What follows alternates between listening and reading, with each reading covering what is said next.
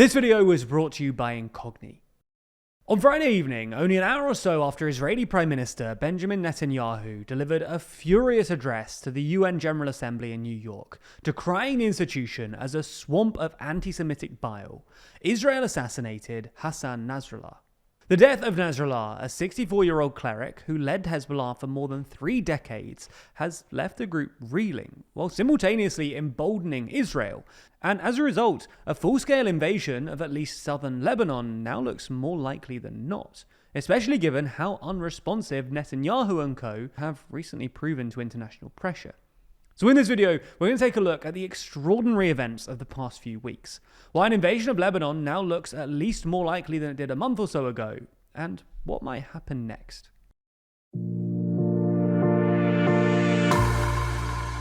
Before we start, if you haven't already, please consider subscribing and ringing the bell to stay in the loop and be notified when we release new videos.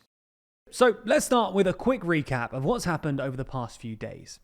Ever since October 8th, when Hezbollah fired its first salvo of rockets into northern Israel in support of Hamas, Hezbollah and Israel have been engaged in a constant but relatively low-intensity conflict, trading missile and artillery strikes across the Lebanon-Israel border.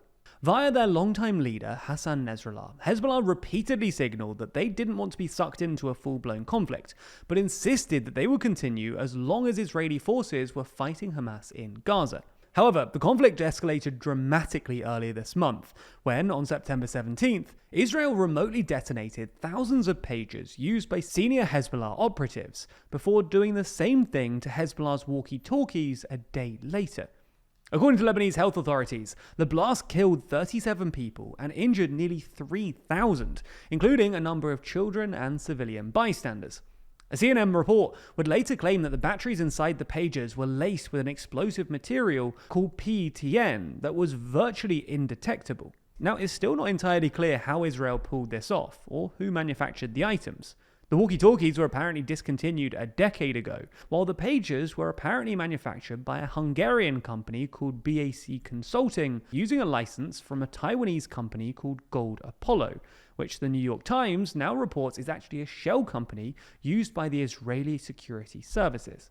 Anyway, however it happened, this was both catastrophic and embarrassing for Hezbollah, who switched from digital to analog devices at Nasrallah's request a year or so ago, after he became suspicious that Israel was using cell phone networks to facilitate its assassinations. These attacks were then followed by a massive missile barrage, including strikes in southern Beirut, to which Hezbollah responded by firing dozens of rockets at an Israeli base near Haifa.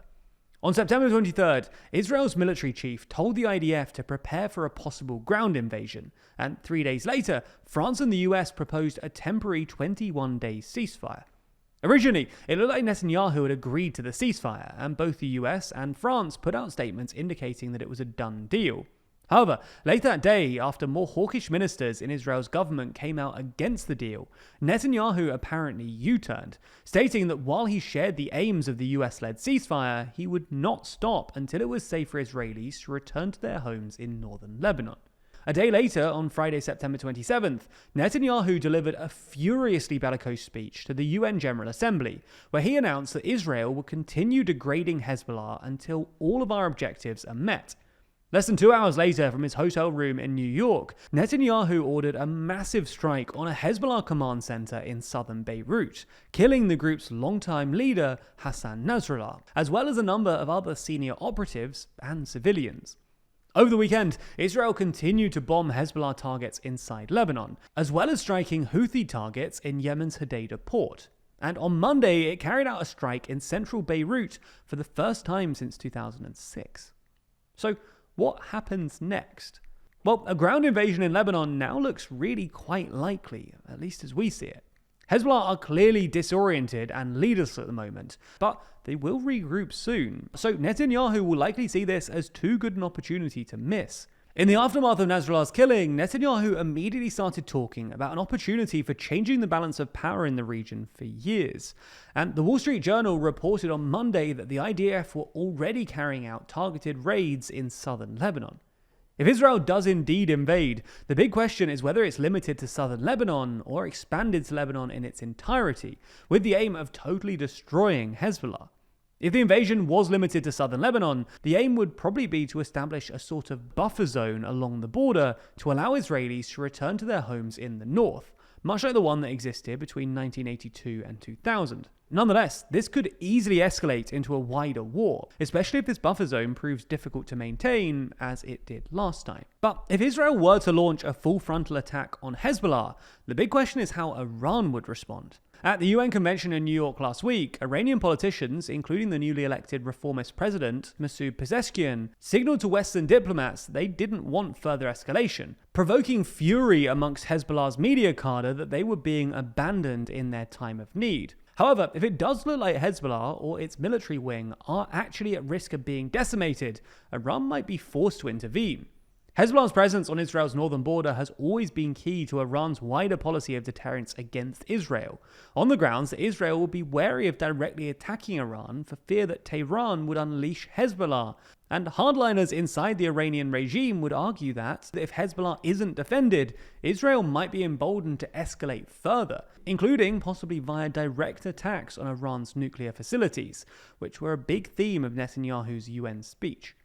Nonetheless, a substantial response isn't a foregone conclusion. Some in Tehran think that Israel's ever-escalating wars in the Middle East, mostly driven by internal political dynamics, represent a massive strategic blunder on Israel's part. Even if Israel is in some sense winning, it has no good long-term solutions to either what happens in Gaza or southern Lebanon, and is becoming increasingly isolated diplomatically. On top of this, Iran's main geopolitical anxiety, namely the prospect of normalization between Israel and the Arab world to create an anti-Iranian axis, now looks increasingly unlikely, given that Saudi Arabia have made any normalization contingent on the establishment of an independent Palestinian state with East Jerusalem as its capital. Ultimately, no one knows precisely what happens next, but it now looks overwhelmingly likely that the geopolitical tumult roiling in the Middle East will continue for the foreseeable future. Now, as we've demonstrated in this video, there's a huge amount of uncertainty in the world of politics and current affairs, often with very few easy solutions. Unfortunately, this can be the case online too. There are all kinds of bad actors out there who want to try and use you to make a quick buck. Take, for instance, data brokers. They collect, aggregate, and sell your personal information, including names, aliases, social security numbers, login credentials, home addresses, location history, online activity, and more, to the highest bidder. This can result in everything from spam to identity theft. Luckily for you though, there's a solution: Incogni. They work on your behalf to request your personal data removal. They also deal with any objections, and to make sure that your personal information isn't shared by the data brokers again, they conduct repeated removal requests. And with their friends and family plan, they'll even do this for you and up to 3 of your, friends and family. So create an account with our link in the description, grant Incogni the ability to work on your behalf, and sit back as they make you safer. Plus, if you use our link, you'll get an exclusive 60% off an annual Incogni plan. Thanks for checking it out, and thanks to Incogni for sponsoring this video.